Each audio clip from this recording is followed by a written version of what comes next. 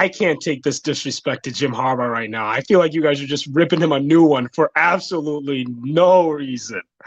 What did I say that ripped Jim And Harbaugh a new one? not you. I'm talking Okay. about Well, I don't know you said you what's guys. okay, my fault. My fault. I meant singular. What do you just like think Jim Harbaugh's a bad coach or like what's the deal? No, I don't think he's a bad coach. I think he's a great coach. I think for one game he got out coached by Sonny Dykes, and it happened. Okay, And well you're saying that he's not fully committed into his job at Michigan after he just took them to the playoff. Like, how does that make any sense? Well, if you're rumored for other jobs, okay, and last year you were rumored for other jobs, and it was reported you took a plane to potentially get another job. I think it's fair to speculate if that head coach is 100% bought in. So you think he after being you don't think the whole season he was 100% bought in after he just beat Ohio State again and made the playoff again? That doesn't make any sense. You can't make the playoff without being 100% bought in.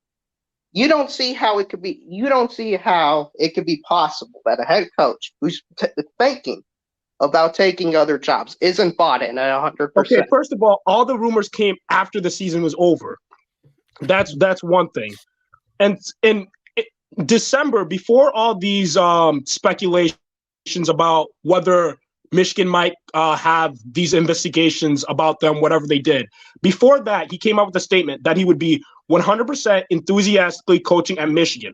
Now, after all those investigations came out, now all these NFL rumors are coming in, and he's obviously talking to NFL teams and stuff.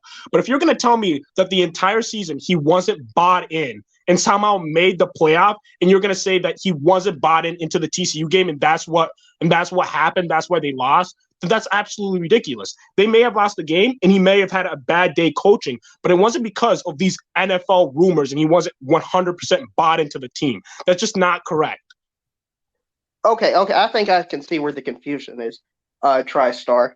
The season for me, and maybe for Mark as well, I don't think the college football season ever ends with the transfer portal, the recruiting of players and stuff like that. So I'm talking about right now, he needs to be 100% bought into Michigan. Well, he just had the number one transfer portal class. So I don't know how that's not 100% bought in. Well, you can have the number one in something and not 100% be bought in, just to make that clear. But I don't think he has number one. I think he's fallen to number 4 last checked. I mean, regardless, he's probably coming back. That's what I'm hearing right now. So if he comes back, is he now 100% bought in or is he still not 100% bought in? Because last year people were talking about the exact same thing, and then what did he do? After all these rumors happened, he just made the playoff again. So, like, are you telling me that he ended up in the exact same location he started the year at, losing a semifinal game? Except this year, I would argue it's worse. But they made the playoff. There's only 4 teams that can do that. Is that Michigan's goal, is to make the playoff?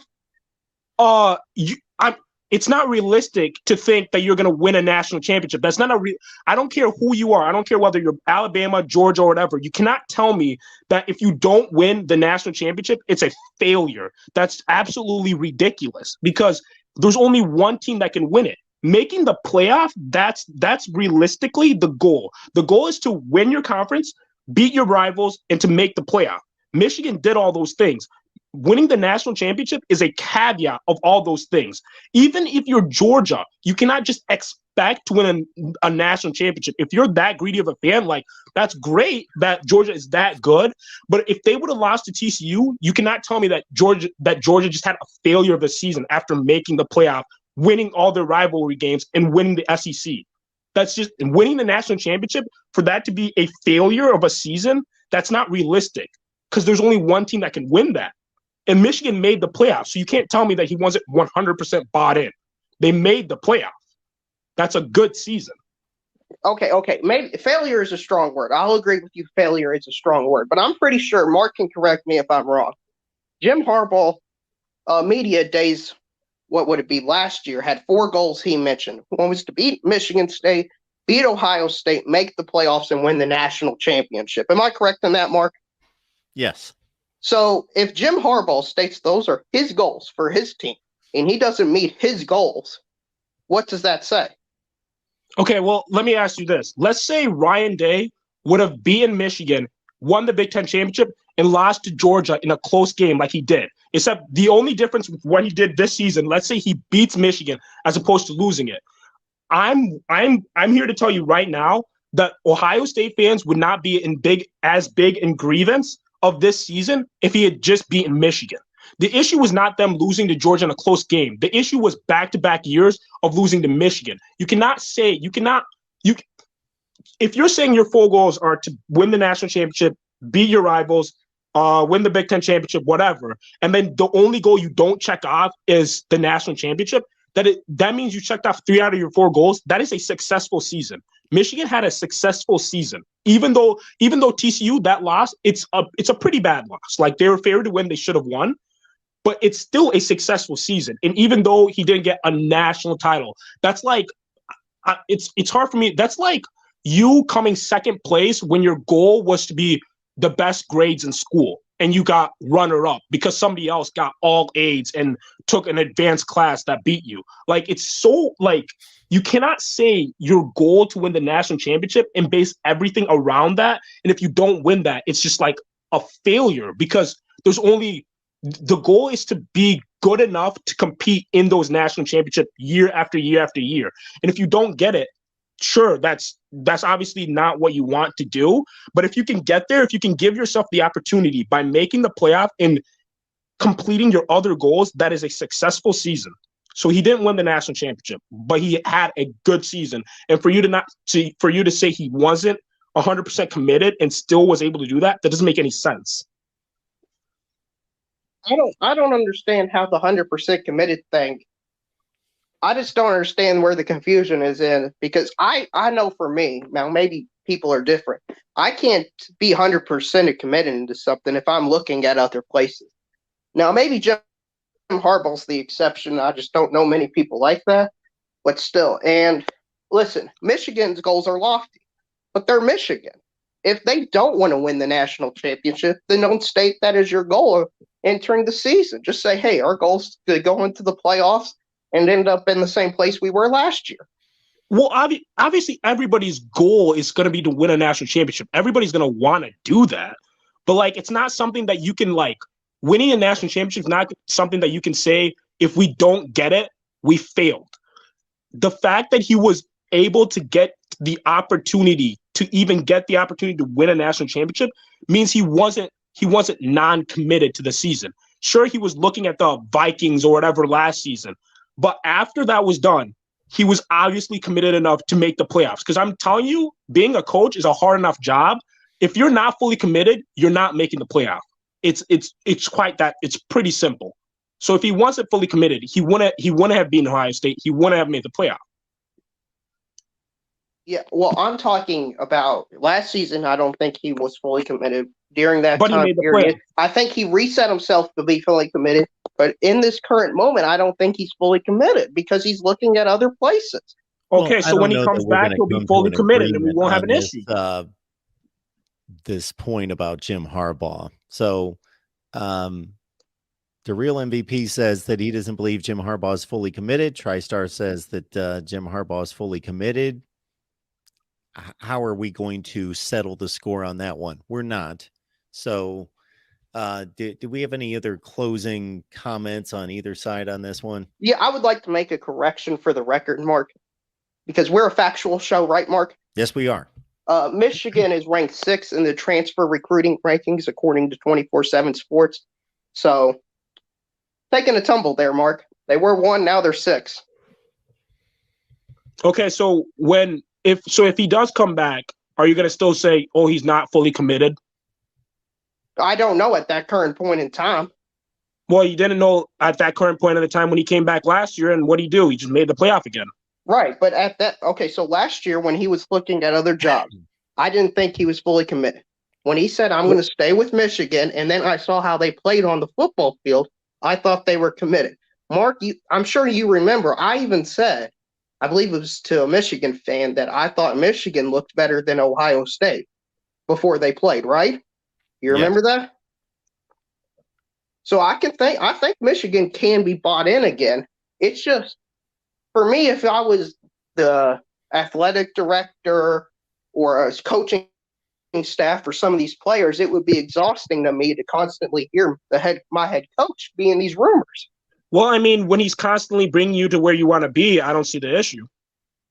And if on a yearly event we have this, but every single time he gives me the opportunity to win a national championship, why would I complain?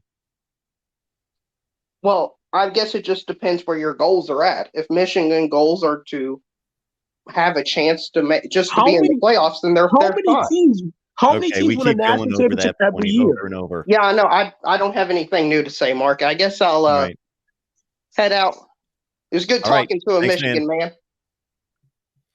All right, TriStar. Is there anything else that you wanted to hit on before you say goodnight? Well, I want to hear your thoughts. Okay, here are my thoughts on this. It's Jim Harbaugh's right to interview for other jobs.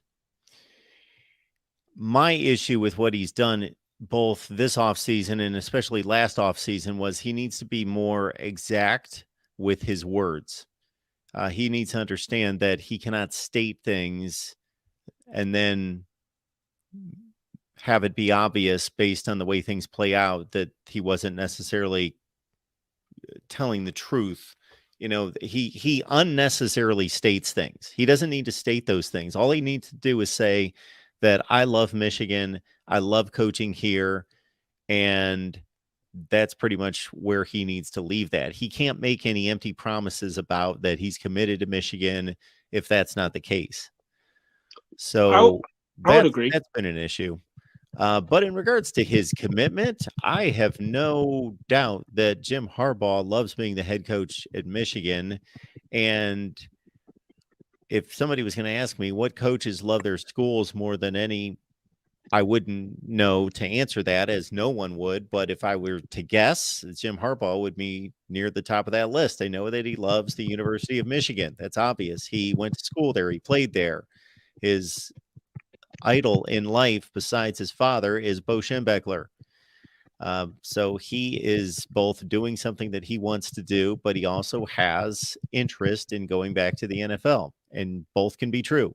So the only thing that I kind of question and find interesting is, why is he the only guy?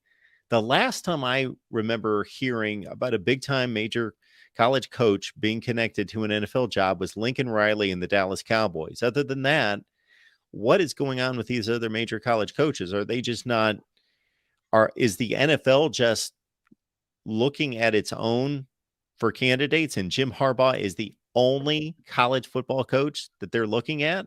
So why is his name always out there and nobody else's? I mean, I think Jim Harbaugh, I've always thought ever since, Jim Harbaugh got there that he would eventually leave and go back to the NFL.